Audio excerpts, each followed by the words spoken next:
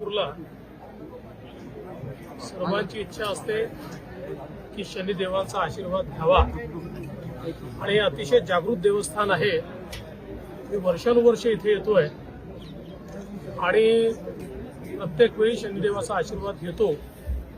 आज खरं म्हणजे मी शनिदेवांचे आभार मानले आहेत की ज्या प्रकारे त्यांच्या आशीर्वादामुळे महाराष्ट्राची सेवा करण्याची संधी आम्हाला मिळाली आणि हाही आशीर्वाद मागितलेला आहे की आता ही संधी मिळाली असल्यामुळे या संधीचं सोनं करण्याची शक्ती त्यांनी आम्हाला द्यावी.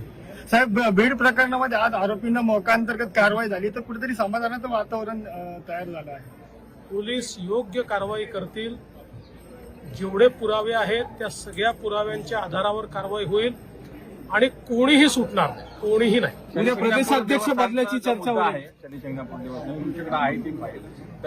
त्या संदर्भात आपल्या राज्याने कायदा केलेला आहे. त्या कायद्याची अंमलबजावणी करणं अजून बाकी आहे. लवकरच आम्ही निर्णय घेऊन जो काही विधानसभेने कायदा पास केलेला आहे त्याची योग्य अंमलबजावणी मी करू. उद्या नवीन प्रदेश अध्यक्षाची घोषणा होणार असल्याची चर्चा आहे. नाही, काय सांगा ती गोष्ट? अजून माझ्यापर्यंत ही चर्चा पोचली नाहीये. सर, देशमुख कुटुंबियांकडून त्यांची मागणी आहे की या तपासाचं नीट होणार आहे, काही काळजी करू